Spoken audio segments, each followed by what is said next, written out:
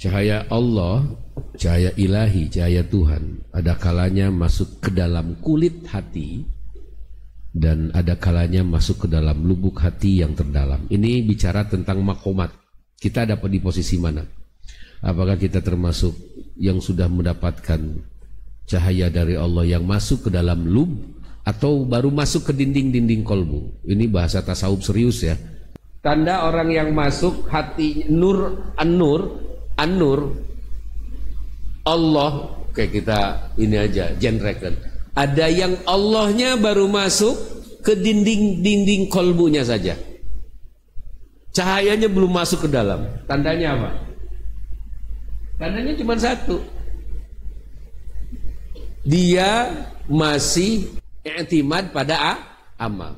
Dia masih menyangka apa yang dikerjakannya itu hasil dari ikhtiarnya. Tuh. Ketika ada orang memberikan kebaikan pada kita, lalu kita bilang alhamdulillah, tapi alhamdulillahnya pada manusia. Kalimatnya segala puji bagi Allah, lalu dia membalas kebaikan itu bukan pada Allah tapi pada manusia. Kenapa kamu ngasih ke dia sih? Karena dia baik. Dulu waktu saya sakit dia suka ngasih saya. Itu tandanya orang itu akan memberikan kebaikan karena orang lain baik ke dia. Bagus nggak? Bagus bagi awam. Bagi kalian yang sudah belajar Qomi Untugian, sudah belajar Aqaid 50, sudah belajar Al-Hikam, sudah belajar Sirul Asrar, tidak berlaku lagi yang demikian. Ketika ada kebaikan yang Allah titipkan melalui orang lain untuk kita, orang jadi berehan pada kita, lihat Allahnya. Jadikan itu motivasi untuk kita berbuat lebih baik dari orang yang memberi pada saat itu untuk kita. Makanya ada orang yang sudah masuknya cahaya Allah itu ke lubnya. Ketika dia melakukan amal ibadah, ketika dia bertindak, selalu bahwa semua Allah yang mengerjakannya. Jadi dia meyakini bahwa Allah lah sang aktornya. Gitu aja bedanya. Maka kalian ada di posisi mana? Posisi kalau seandainya masuk pada contoh yang pertama, berarti cahaya Allah itu baru masuk ke dalam dinding. Kalian tidak akan memberikan sesuatu pada orang lain ketika orang itu pernah menyakiti kalian. Oh, ngapain gua bantu dia? Dulu aja waktu gua bengek nggak dibeliin obat gitu. Dulu juga waktu gua sakit dia cuek aja, modar lah sekalian. Bahasa gitu misalnya kan. Nah, itu dia berarti udah ada cahaya Allahnya, tapi cahayanya baru masuk ke dinding. Karena apa? Karena dia juga masih mampu untuk memberikan kebaikan, tapi khusus pada orang yang suka berbuat baik pada dirinya. Namanya egois. Jadi hikam itu bicaranya ya tentang psikologi diri kita, tentang karakter kita, luar biasa. Makanya tadi Bapak nyari-nyari beberapa syarah kita bahas hikam itu ada flashdisknya. Ada flashdisk sekitar 32 GB. Ternyata itu pensyarahnya lebih dari 10. Luar biasa. Jadi itulah kerennya al-hikam itu.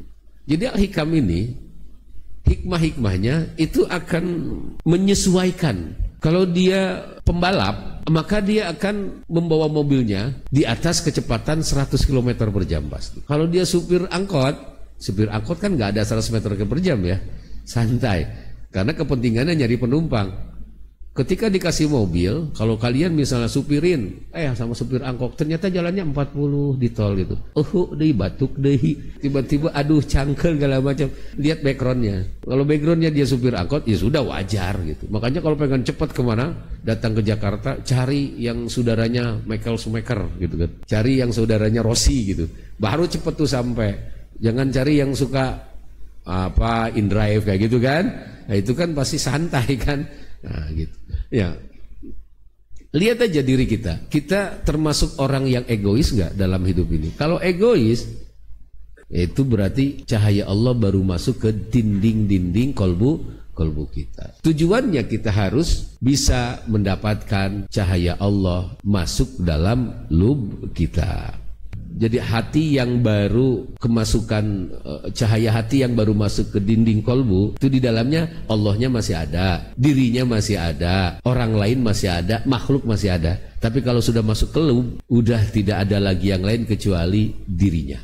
Ketika menjelaskan tentang surat Ar-Ra'd ayat 11, innallaha liyughayyiru ma biqaumin hatta yughayyiru ma bi anfusihim. Sesungguhnya Allah tidak akan merubah satu kaum sehingga kaum tersebut mau merubah dirinya sendiri. Kalau menjelaskan itu dengan kulit, berarti dia harus merubah perilaku dengan kausalitas. Tapi ayat itu bermakna zahir batin juga. Cara supaya akhlak kita benar, baik, perbaiki anfusnya, perbaiki rohaninya. Kenalkan rohani pada Allah, baru hidup kita akan baik. Selama rohani kita tidak kenal sama Allah, maka tidak akan berubah kehidupan kita, ya gitu-gitu aja. Nah, jadi bisa dimaknai dua. Pertama kausalitas, yang kedua hakikat ya. Jadi prinsipnya pada angin itu akan meniup daun, dan daun itu akan bergerak sesuai dengan arahan angin. Itu bahasa hakikatnya demikian. Oke, jadi lihatlah ke dalam diri kita. Kita termasuk orang yang sudah pasrah pada Allah atau memang orang yang belum pasrah pada Allah. Kita termasuk orang yang masih beriktimad pada karya kita, pada ikhtiar kita, atau memang